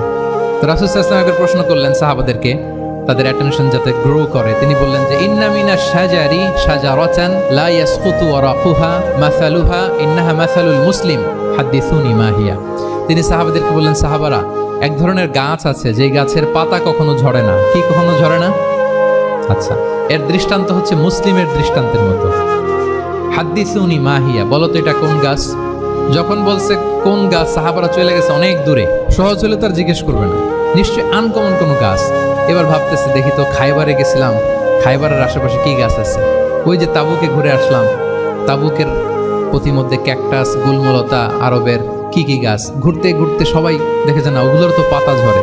খুঁজতে খুঁজতে সারা দুনিয়া খুঁজে ফেলতেছে সাহাবারা, কিন্তু ওনাদের নিজেদের জাতীয় গাছ যেটা, ঘরের পিছনে যে গাছের সারি সারি, যে গাছের ফল খেয়ে ওনারা জীবন ধারণ করেন, যেটা ওনাদের সমাজ, রীতি, ঐতিহ্য, ট্র্যাডিশনের সাথে জড়িত, ওই গাছের নামই ভুলে গেছে, ওইটা মনে করতে পারতেছে। সবাই দূরে চলে গেছে। হাদিসে এসেছে ফাওয়াকা আন্না সুফি শাজারিল বাওয়াদি, দূর দূরান্তের গাছ নিয়ে ভাবতেছে, ভেবে ভেবে হয়রান, কেউ বলতে পারে না। তখন বাধ্য হয়ে রাসূল সাল্লাল্লাহু আলাইহি ওয়াসাল্লামকে বলল, ইয়া রাসূলুল্লাহ আপনি একটু আমাদেরকে বলে দেন যে ইয়া রাসূল হাদিসনা মা হিয়া, এটা কোন গাছ। তখন রাসূল সাল্লাল্লাহু আলাইহি ওয়াসাল্লাম বললেন ইন্নাহা নাখলা, খেজুর গাছ। খেজুর গাছের পাতা পড়ে না, ডাল টেনেও ছিঁড়া যায় না, খুব কষ্ট। তো এটার দৃষ্টান্ত মুসলিমের দৃষ্টান্তের নেই। তাহলে কোনো সাহাবারা পারলেন না। পরবর্তীতে হাদিসের যিনি বর্ণনাকারী আব্দুল্লাহ ইবনে ওমর তখন ছোট ছিলেন, বাড়িতে যাওয়ার পথে ওমর রাদিয়াল্লাহু তাআলা আনহুকে বলতেছেন যে বাবা, আব্বা, এটা যে খেজুর গাছ আমার কিন্তু মাথায় আসছিল। তোমার ফারুক বলেন বলো কি, তোমার মাথায় আসছিল, তুমি বললে না কেন? উনি বলে নাই কারণ সিনিয়র সাহাবারা পারতেছে না, বাপ চাচারা কেউ পারে না, আমি ছোট মানুষ বইলে আবার কোন বিপদে পড়ি, বিনয়ী মানুষ, উনি আর বলেন নাই, লাজুকতাও কাজ করতেছিল। তোমার ফারুক বললেন যদি আজকে তুমি এটার উত্তর নবীর সামনে দিতে পারতা, আমার বুকটা এত বড় হয়ে যেত নবীর সামনে। লাল কপাল বিশিষ্ট উট পেলে আরবরা যত খুশি হয়, আজকে আমি তার চেয়ে বেশি খুশি হয়ে যেতাম। তাহলে ওমরে ফারুক রাদিয়াল্লাহু তাআলা আনহু, ওনার ছেলে আব্দুল্লাহ ইবনে ওমর, উনি এটার উত্তর ধরতে পারছেন, কিন্তু উনি বলেন নাই। তাহলে দেখেন রাসূল সাল্লাল্লাহু আলাইহি ওয়াসাল্লাম এরকম কোশ্চেন করতেন, কোশ্চেন করে তারপরে উত্তরটা বলতেন, এতে আর মানুষ ভুলে না। বাংলা একটা কথা আছে যে শিখেছো কোথায়, ঠেকেছি যেথায়। জিজ্ঞেস করছে পারি না, মনে আসে না, হঠাৎ করে যখন উত্তরটা বলে, এইটা যেরকম মনে থাকে আজীবন, অন্য কিছু থাকবে না। একটু যদি ঠেকে ঠেকে পারতেছি না, বুঝতেছি না, এরপর যখন বুঝাই দেওয়া হয় ভালো করে শিখে নেই, এইটা আজীবন মনে থাকে ব্রেইনে। এই পদ্ধতিটা রাসূল সাল্লাল্লাহু আলাইহি ওয়াসাল্লাম অবলম্বন করতেন। প্রশ্ন করে অপারগ করে দিতেন, কেউ পারে না, এরপর রাসূল সাল্লাল্লাহু আলাইহি ওয়াসাল্লাম বুঝিয়ে বলতেন, সবার একেবারে ব্রেইনের মধ্যে, মস্তিষ্কে এটা গেঁথে যেত। তাহলে প্রশ্ন ছুটতেন। আচ্ছা, এরকম অনেক হাদিস আপনারা পাবেন রাসূল সাল্লাল্লাহু আলাইহি ওয়াসাল্লাম প্রশ্ন করে তারপরে উত্তর দিয়েছেন। আতাদরুনা মাল গীবা, তোমরা কি জানো গীবত কি? সাহাবারা বলে আল্লাহ আল্লাহ রাসূল ভালো জানেন। যিকরাকা আখাকা বিমা ইয়াকরা, বলে দিলেন। আতাদরুনা মানিল মুফলিস, তোমরা কি জানো মুফলিসকে? এইভাবে প্রশ্ন করতে করতে সাহাবাদেরকে শেখাতেন। আচ্ছা, আল্লাহ রাসূল সাল্লাল্লাহু আলাইহি ওয়াসাল্লামের আরেকটা অভ্যাস ছিল প্রশ্নের পিঠে প্রশ্ন ছুড়ে দেওয়া। মানে কোনো সাহাবী যদি প্রশ্ন করতো, রাসূল সাল্লাল্লাহু আলাইহি ওয়াসাল্লাম তো উত্তর দিয়ে জানিয়ে দিতেন। মাঝে মাঝে জানিয়ে না দিয়ে প্রশ্নের পিঠে আবার উনি কি করতেন, প্রশ্ন ছুড়ে দিতেন, এটাও পাওয়া যায়। আচ্ছা, এক সাহাবী এসে বলল, ইয়া রাসূলুল্লাহ মাতা সাআ, হে নবী কিয়ামত কখন হবে? রাসূল সাল্লাল্লাহু আলাইহি ওয়াসাল্লাম কখন হবে উত্তর না দিয়ে প্রশ্ন করলেন, ওয়া মাযা আ'দাততা লাহা, কিয়ামতের তোমার কি প্রিপারেশন, আগে ওইটা বলো। কিয়ামত কবে হবে জানার জন্য এত ব্যতিব্যস্ত, আগে বলো হোয়াটস ইউর প্রিপারেশন ফর কিয়ামত, তোমার কি প্রস্তুতি। তাহলে আরেকটা প্রশ্ন, প্রশ্নের বিপরীতে উনি উত্তর না দিয়ে উনি আবার কি করলেন? সবাই বলুন তো, উনি আবার কি করলেন? উনি নিজে আবার প্রশ্ন করলেন। তুমি জিজ্ঞেস করলে কিয়ামত কবে, তুমি বলো কিয়ামতের প্রিপারেশন কি নিছো বলো। তো সে বলে যে লা শাই ইয়া রাসূলুল্লাহ, আমার কোনো প্রিপারেশন নাই, ইল্লা আন্নী উহিব্বুল্লাহ ওয়া রাসূলা, শুধু একটা জিনিসই আছে যে আমি আল্লাহ এবং আল্লাহর রাসূলকে ভালোবাসি। রাসূল সাল্লাল্লাহু আলাইহি ওয়াসাল্লাম বললেন, আনতা মা মান আহবাবতা, তুমি যাদেরকে ভালোবাসো তাদের সাথেই জান্নাতে থাকবে। আল্লাহ আল্লাহর রাসূলকে ভালোবাসো, তাদের সাথে তুমি কই থাকবে? জান্নাতে থাকবে। তাহলে প্রশ্নের পিঠে প্রশ্ন ছুড়ে দেওয়া। এরপর একই প্রশ্নের জবাবে ভিন্ন ভিন্ন জনকে ভিন্ন ভিন্ন উত্তর দিয়েছেন রাসূল সাল্লাল্লাহু আলাইহি ওয়াসাল্লাম। এটাকে এডুকেশনের ভাষায় বলে পার্সোনালাইজেশন। কি বলে? মানে যার যেটা লাগবে। শিক্ষক ভালো বুঝে, কয়েকটা ক্লাস নিলে উনি বুঝে ফেলে যে কার রিসিভিং ক্যাপাসিটি কতদূর, কার কোনটাতে ঘাটতি, কার কোনটাতে সমস্যা। একজন আদর্শ শিক্ষক, একজন চৌকস শিক্ষক, তিনি খুব সহজে এটা ধরে ফেলেন। রাসূল সাল্লাল্লাহু আলাইহি ওয়াসাল্লাম হি was a very good observer. তিনি বুঝে ফেলতেন যে কার কোনটায় ঘাটতি। ফলে একই প্রশ্নের উত্তর উনি এক একজনকে এক একভাবে দিতেন। কেন? Based on the need of the addressee, যার যেটা দরকার ওইটার উপর গুরুত্ব আরোপ করে, যার যেটাতে ঘাটতি আছে সেটাতে গুরুত্ব আরোপ করে তিনি এক একজনকে কি করতেন, এক এক রকম উত্তর। অনেক সাহাবারা এরকম প্রশ্ন করেছেন যে আইয়ুল আমালি আফদাল ইয়া রাসূলুল্লাহ, সবচেয়ে শ্রেষ্ঠ আমল কোনটা? তিনি এক একজনকে এক একটা বলেছেন। কখনো বলেছেন যে আল্লাহর উপর ঈমান আনা, আল ঈমানু বিল্লাহি ওয়াহদা। কাউকে বলেছেন যে আল জিহাদ ফি সাবিলিল্লাহ, কাউকে বলেছেন আস-সালাতু ফি ওয়াক্তিহা, অন টাইমে সালাত পড়া। তার মানে যার যেটাতে ঘাটতি ছিল, কাউকে বলেছেন বিরুল ওয়ালিদাইন, কারণ তিনি দেখেছেন তার সাথে তার মা বাবার সম্পর্কে একটু ঘাটতি আছে, তারা এটা বলি, কারণ সবগুলোই ভালো কাজ, সবগুলোই কি ভালো কাজ। তাহলে যার যেটাতে ঘাটতি আছে সেটাতে গুরুত্ব আরোপ করা, এটা রাসূল সাল্লাল্লাহু আলাইহি ওয়াসাল্লাম করেছেন। মাঝে মাঝে রাসূল সাল্লাল্লাহু আলাইহি ওয়াসাল্লাম সাহাবীদেরকে মানে শিক্ষার্থীদেরকে উত্তর জানার জন্য ব্যাপকভাবে আগ্রহী করে তুলতেন। হ্যাঁ, এটা আরবিতে বলে তাশওয়িকুস সামিঈন ইলা মা'রিফাতিল জাওয়াব, উত্তর শোনানোর জন্য আগ্রহী করে তোলা। সেক্ষেত্রে মাঝে মাঝে তিনি একটা দুটো শব্দ ইউজ করতেন, কিরকম, যেমন আওয়ালা আদুল্লুকুম অথবা আলা উখবিরুকুম, আমি কি তোমাদের বলবো না। এটা বললে সাহাবারা বলতেন বলেন বলেন ইয়া রাসূলুল্লাহ, অবশ্যই বলবেন, বালা ইয়া রাসূল। আওয়ালা উখবিরুকুম, আমি কি তোমাদের জানিয়ে দিব না। সাহাবারা বলতেন ইয়া রাসূলুল্লাহ, অবশ্যই আপনি আমাদের জানিয়ে দিবেন। যেমন তিনি বললেন যে কেউ জান্নাতে যাবে না মুমিন হওয়া ছাড়া, কেউ ইমানদার হতে পারবে না যতক্ষণ না একে অপরকে তোমরা ভালো না বাসো। তাহলে তো এটা গুরুত্বপূর্ণ বিষয়, একে অপরকে ভালো না বাসলে নাকি মুমিনই হওয়া যাবে না, আর মুমিন না হলে তো জান্নাতেই যাওয়া যাবে না। তখন রাসূল সাল্লাল্লাহু আলাইহি ওয়াসাল্লাম বললেন আওয়ালা আদুল্লুকুম আলা শাইইন ইযা ফাআলতুমুহু তাহাবাবতুম, আমি কি তোমাদেরকে বলবো না এমন একটা আমলের কথা যেটা করলে তোমাদের পারস্পরিক হৃদ্যতা বাড়বে, ভালোবাসা বাড়বে। তখন তিনি বললেন সেটা কি, আফশুস সালামা বাইনাকুম, তোমাদের মাঝে ব্যাপক সালামের প্রচলন প্রসারণ করো, সালামের প্রসার করো, একে অপরকে বেশি বেশি সালাম দাও। ব্যাপারটাকে এইভাবে প্রেজেন্ট না করে উনি যদি বলতেন সাহাবারা বেশি বেশি সালাম দিও, এটা সওয়াবের কাজ অনেক। এটা হচ্ছে একটা প্রেজেন্টেশন। আর একটা হচ্ছে এমনভাবে এটাকে উপস্থাপন করা যে মুমিন না হলে জান্নাতে যাবা না, আর একে অপরকে ভালো না বাসলে মুমিন হতে পারবে না। তোমরা কি জানো কি করলে একে অপরের মধ্যে ভালোবাসা বাড়ে? এরপর রাসূল সাল্লাল্লাহু আলাইহি ওয়াসাল্লাম বলতেন যে সালাম দেওয়ার মাধ্যমে ভালোবাসা বাড়বে। একবার রাসূল সাল্লাল্লাহু আলাইহি ওয়াসাল্লাম বললেন আলা উখবিরুকুম বিআফদালা মিন দারাজাতিস সিয়ামি ওয়াস সালাতি ওয়াস সাদাকা, আমি কি তোমাদের জানাবো না যে নামাজ, রোজা, সাদাকার চেয়েও বেশি ফজিলতের একটা আমল আছে, সেটা কি আমি কি তোমাদের জানাবো না? সাহাবারা বললেন ক্বালু বালা ইয়া রাসূলুল্লাহ, হে আল্লাহর রাসূল অবশ্যই জানাবেন, অবশ্যই জানাবেন, কারণ নামাজের চেয়েও বেশি গুরুত্বপূর্ণ, সাদাকার চেয়েও বেশি গুরুত্বপূর্ণ, সিয়ামের চাইতেও বেশি গুরুত্বপূর্ণ আমল, সেটা কি? তখন রাসূল সাল্লাল্লাহু আলাইহি ওয়াসাল্লাম বললেন সেটা হচ্ছে ইসলাহু যাতিল বাইন, বিবাদমান দুই গ্রুপকে মিলিয়ে দেয়া, বিবাদমান দুই ব্যক্তিকে মিলিয়ে দেয়া। এটা নফল নামাজ, নফল সাদাকা, নফল রোজার চেয়েও বেশি কি ফজিলতপূর্ণ, বেশি গুরুত্বপূর্ণ। আমরা তো মনে করি শুধু নামাজ পড়লেই বোধহয় আমি অনেক সওয়াব পেলাম, রোজা রাখলেই সওয়াব পেলাম, শুধু জিকির করলে সাদাকা করলেই সওয়াব পেলাম। কিন্তু রাসূল সাল্লাল্লাহু আলাইহি ওয়াসাল্লাম বলেন যে দুইজনের মধ্যে একটু মনোমালিন্য তুমি মিলিয়ে দাও, এটা এর চেয়েও বেশি সওয়াবের। আল্লাহু আকবার। দুই গোষ্ঠীর মধ্যে দীর্ঘদিনের ঝগড়া মিলিয়ে দাও, এটা এর চেয়েও বেশি সওয়াবপূর্ণ। রাসূল সাল্লাল্লাহু আলাইহি ওয়াসাল্লাম মক্কা থেকে মদিনায় যেয়ে কি করেছেন? আউস এবং খাজরাজের দীর্ঘদিনের যুদ্ধ 1 ঘন্টার মধ্যে কি settle down. He was a very good mediator and arbitrator, চমৎকার মধ্যস্থতা করতে জানতেন তিনি। তাহলে এইভাবে উত্তর জানার জন্য শিক্ষার্থীদেরকে আগ্রহী করে তুলতেন। আচ্ছা, আরেকটা পদ্ধতি ছিল অবজারভেশন অ্যান্ড কারেকশন। রাসূল সাল্লাল্লাহু আলাইহি ওয়াসাল্লাম, আমি আলোচনার শুরুতেই বলেছি, হি was a very good observer, চমৎকার পর্যবেক্ষণ করতেন এবং সংশোধন দিতেন।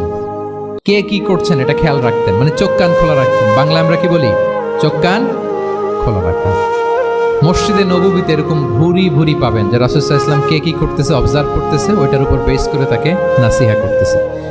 একটা বিখ্যাত হাদিস তো আপনারা জানেন, রাসূল সাল্লাল্লাহু আলাইহি ওয়াসাল্লাম বসা, এক বেদুইন আসলো, এসে তার উটটা মসজিদে নববীতে বাঁধলো, বেদে 2 রাকাত নামাজ পড়লো, নামাজ পড়ে হাত তুলে আল্লাহর কাছে দোয়া করে, ইয়া আল্লাহ আল্লাহুম্মা আরহামনি ওয়া মুহাম্মাদা ওয়া লা তারহাম মা'ানা আহাদা, মানে ও আল্লাহ তুমি শুধু আমারে রহম করো আর মুহাম্মদ সাল্লাল্লাহু আলাইহি ওয়াসাল্লামের রহম করো, আমাদের দুইজনের সাথে আর কাউরে রহম করো না তুমি।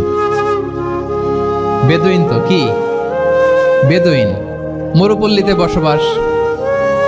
আদাবুদ দোয়া, দ্য এটিকেটস অফ দোয়া, দোয়ার যে একটা আদব আছে, অন্যের জন্য দোয়া করলে যেটা নিজের লাভ, এগুলো তো জানে না।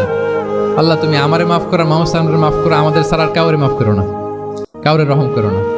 এইটা রাসূল সাল্লাল্লাহু আলাইহি ওয়াসাল্লাম দূর থেকে বসে বসে অবজার্ভ করছেন আর বললেন, হায় রে, লোকটা একটা প্রশস্ত জিনিসকে সংকীর্ণ বানায় ফেললো।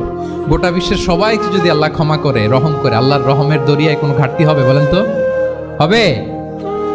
একটা প্রশস্ত বিষয়কে সে সংকীর্ণ করে ফেলল। এরপর কতটা সে বেদুইন কি প্রকৃতির ছিল দেখেন। দোয়া টোয়া শেষে মসজিদে নববীর মাঝখানে বসে পেশাব করা আরম্ভ করছে।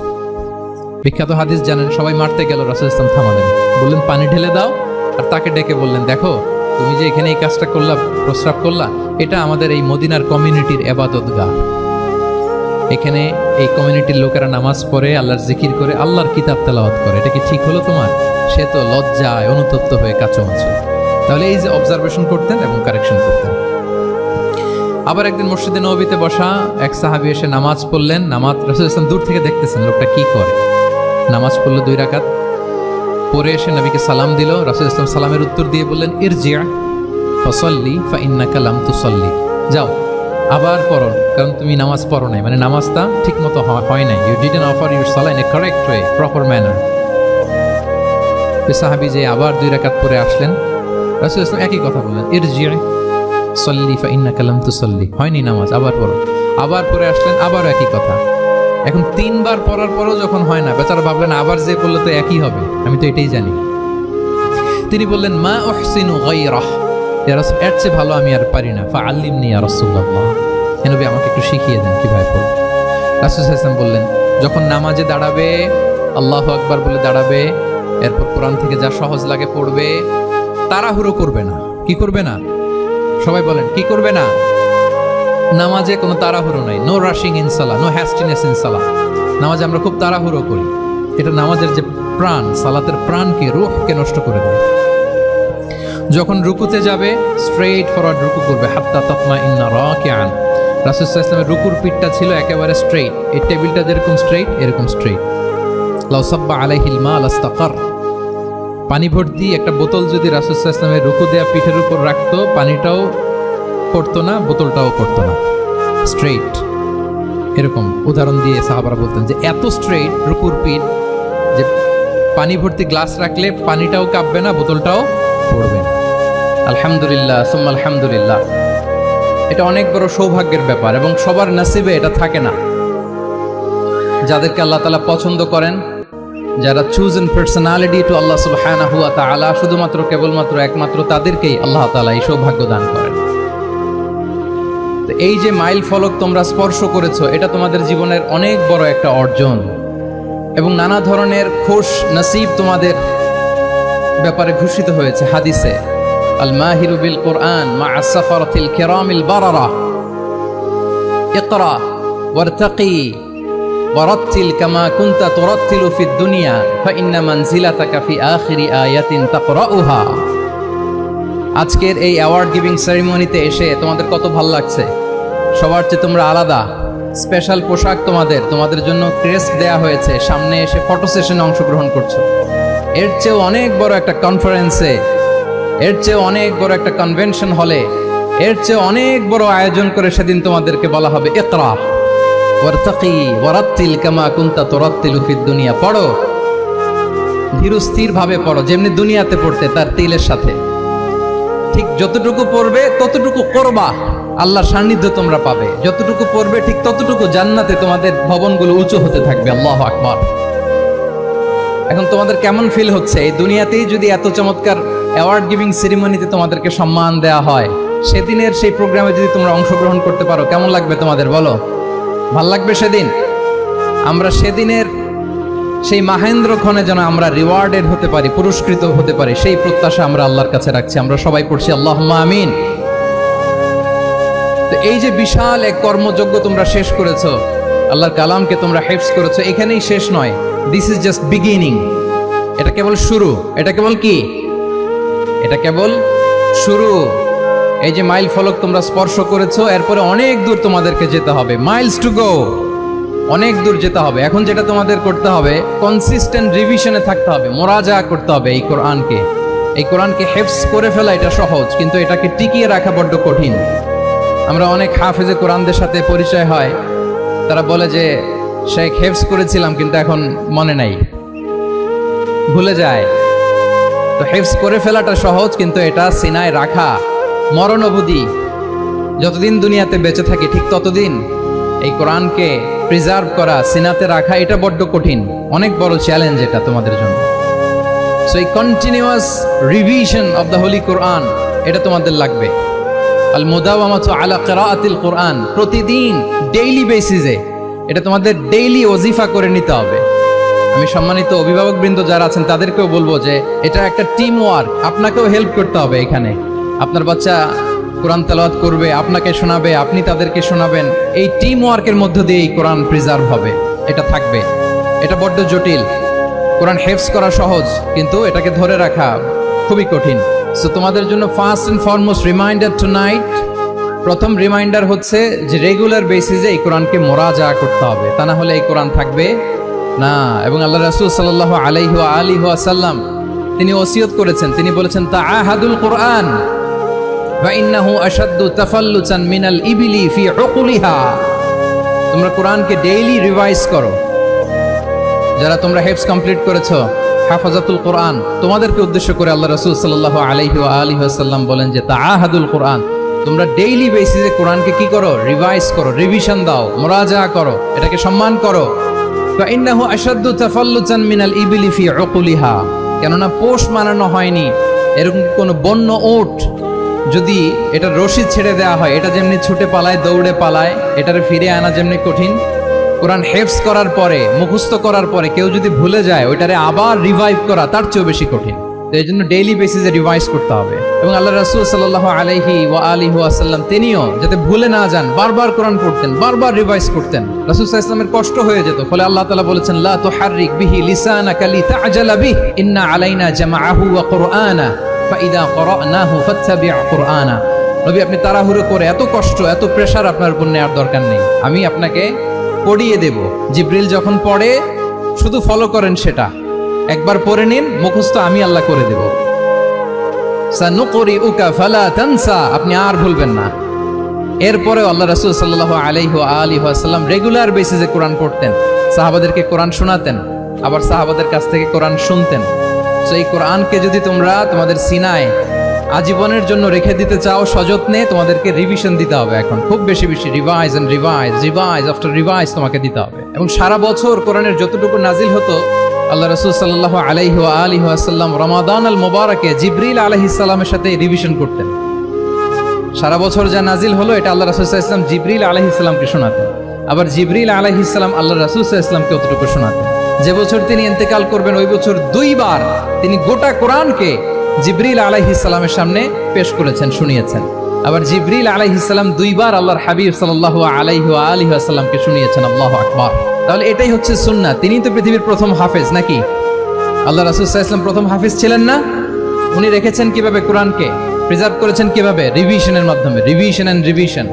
তাহলে the first and foremost reminder for tonight in this ceremony for all of you today, you have to revise a lot, you have to recite a lot. প্রতিদিন রিসাইট করতে হবে, প্রতিদিন রিভাইজ দিতে হবে। এটা আমাদের মনে থাকবে তো, নাকি? শিক্ষার্থী বন্ধুরা আওয়াজ করো, মেক এ নয়েজ। মনে থাকবে ইনশাআল্লাহ বিইذنিল্লাহ। তাহলে প্রথম কাজ হচ্ছে আমাদেরকে রিভাইজ করতে হবে। পাশাপাশি এই যে 114 সূরা তোমরা এই সিনার ভিতরে নিয়ে নিলা, মুখস্থ করে ফেললা, আল্লাহ তাআলা যা বলার তিনি সব এই কোরআনে বলে দিয়েছেন, নতুন করে আর কিছু বলবেন না। এটা তো দ্য লেটেস্ট রিভিলেশন, এরপরে আর কোনো ওহী আসবে না, প্রত্যাদেশ আসবে না। ফলে আল্লাহ তাআলা আমাদেরকে যা বলার সব বলে দিয়েছেন। মুখস্থ করার বড় কাজ এখন যেহেতু শেষ, এবার আমরা বোঝার জন্য উঠে পড়ে লাগবো। কোরআনকে বুঝতে হবে আমাদের মাতৃভাষায়।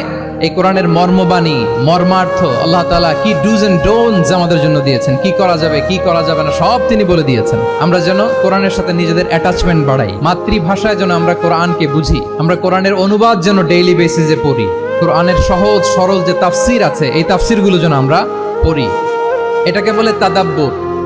যে আয়াত দিয়ে আমি শুরু করেছি, আফালা ইয়াতাদাব্বারুনাল কোরআন আম আলা কুলুবিন আকফালুহা, আল্লাহ বলছেন তারা কি গভীর মনোযোগের সাথে কোরআন পড়বে না?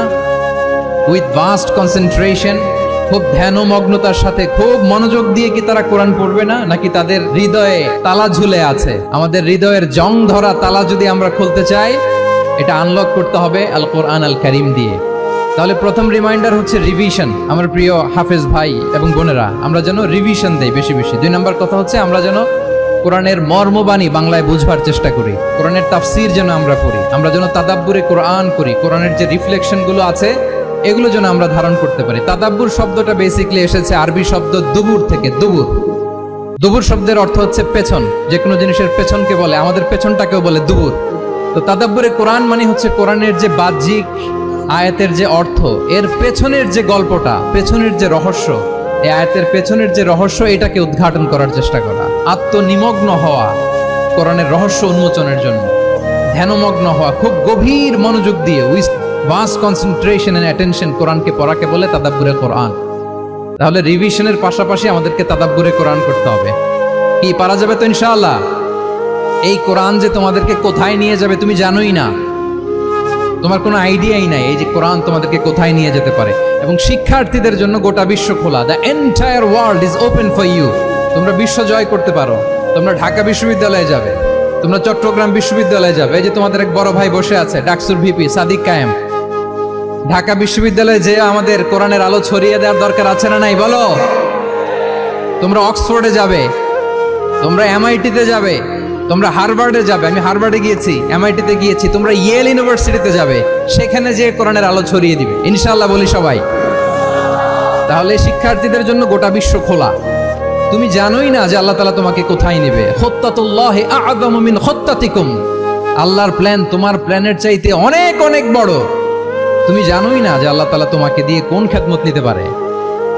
সো আমরা যেন তাদাব্বুরে কোরআন করি। কোরআনে যে আল্লাহ জেমস গুলো দিয়েছেন এগুলোর সাথে নিজেদের অ্যাটাচমেন্ট যেন আমরা বাড়াই, একটু একটু করে যেন পড়ি। এবং সাহাবা রিদওয়ানুল্লাহি তাআলা আলাইহিম আজমাইন, ওনাদের হ্যাবিট এটাই ছিল। ওনারা তাড়াহুড়ো করে কোরআন পড়তেন না, একটু একটু করে পড়তেন। তোমাদের তো 2 বছর কিংবা 3 বছরে হেফজ শেষ হয়ে যাওয়ার কথা নাকি? তাদের কয় বছর লেগেছে হেফজ করতে? 3 বছর। আচ্ছা, তোমরা কি জানো ওমরে ফারুক রাদিয়াল্লাহু তাআলা আনহু উনি সূরা বাকারা হেফজ করতে সময় নিয়েছিলেন 12 বছর। ওনাদের অভ্যেস ছিল তারা তাদাব্বুরে কোরআন করে করে আগাতেন। 10 আয়াত পড়তেন, এটাকে মুখস্থ করতেন, এটার অর্থ বুঝতেন, এটার উপর আমল করতেন, এটাকে ধারণ করতেন, এটার উপর সাধনা করতেন, এটারে ডাইজেস্ট করা শেষ, এরপরে 10 আয়াত, আবার একই সিস্টেমে 10 আয়াত পরে এরপরে 10 আয়াত। এভাবে সূরা বাকারা শেষ করতে উনি সময় নিয়েছিলেন কয় বছর?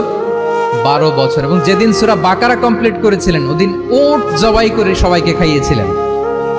সুবহানাল্লাহ ওয়া বিহামদিহি। ওনারা কোরআন জানাটাকে সেলিব্রেট করতেন। আল্লাহু আকবার। সো আমরা যেন তাদাব্বুরে কোরআন করি। তাহলে আমার রিমাইন্ডারগুলো খেয়াল রাখতে হবে। 1 নম্বরে কি বলেছি? Revision. Let's say all together. 1 নম্বরে কি ছিল? রিভিশন। 2 নম্বরে তাদাব্বুরে কোরআন। সবাই বলি 2 নম্বরে কি ছিল? তাদাব্বুরে কোরআন। বুঝে বুঝে কোরআনের মেসেজগুলোকে হৃদয়ঙ্গম করা, একটু একটু করে হৃদয়ঙ্গম করা, একবারে সব না। কারণ কোরআন নাজিলও হয়েছে একটু একটু করে। হাসাবা হাওয়াইজিল বাশার, মানুষের যত প্রয়োজন ছিল প্রয়োজনের প্রেক্ষাপটে চাহিদার আলোকে একটু একটু করে 23 বছরের লম্বায় লং পিরিয়ড অফ টাইমে কোরআন নাজিল হয়েছে। কোরআন কিন্তু তাওরাত, জাবুর, ইনজিলের মতো, তাওরাতের মতো, জাবুরের মতো কিন্তু কোরআন একবারে নাজিল হয়ে যায়নি। তাওরাত, জাবুর কিন্তু একবারে এট এ টাইমে নাজিল হয়েছে, কিন্তু কোরআন নাজিল হয়েছে কত বছরের সময় নিয়ে? 23 বছর, 23 ইয়ার্স। 23 বছরের লং পিরিয়ড অফ টাইম নিয়েছে। গারে হেরাতে প্রথমে শুরু, মক্কা থেকে প্রায় 10 কিলোমিটার উত্তর পূর্বে 634 মিটার উঁচু প্রথমে নাজিল হলো ইকরা বিসমি রাব্বিকাল্লাযী খালাক, read in the name of your lord who has created, পড়ো তোমার প্রভুর নামে যিনি শিখিয়েছেন। এই তো নাজিল হতে লাগলো, কখনো মক্কায়, কখনো মদিনায়, কখনো ঘরে, কখনো বাইরে, কখনো মরুভূমিতে, কখনো বাজারে, কখনো যুদ্ধের ময়দানে। রাসূল যেখানে, সাথে সাথে কোরআনও সেখানে। একটু একটু করে আল্লাহ রাসূল সাল্লাল্লাহু আলাইহি ওয়া আলিহি ওয়াসাল্লাম উনি ওনার জীবনে, পরিবারে, সমাজে যখনই কোনো সংকটের মুখোমুখি হয়েছেন তখনই সমাধান হয়ে হাজির হয়েছে কোরআন। সুবহানাল্লাহ ওয়া বিহামদিহি। যখনই সংকট তখনই কি? কোরআন।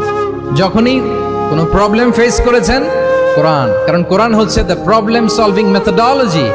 যখনই সমস্যা সমাধান নিয়ে হাজির হয়েছে কোরআন। তাহলে আমরা যেন তাদাব্বুরে কোরআন করি। পৃথিবীর সবচাইতে ইন্টারেক্টিভ বুক এটা, একটু একটু করে নাজিল হয়েছে, খুবই জীবন ঘনিষ্ঠ। তোমরা যত পড়বে, যত রিসার্চ করবে, যত এক্সপ্লোর করবে, তত এই জ্ঞান, এই নলেজ, এই রহস্য তোমাদের কাছে ধরা দেবে। তাহলে 1 নম্বরে হচ্ছে রিভিশন, 2 নম্বরে হচ্ছে তাদাব্বুরে কোরআন, যেটা বলেছি যে এটা ইন্টারেক্টিভ বুক।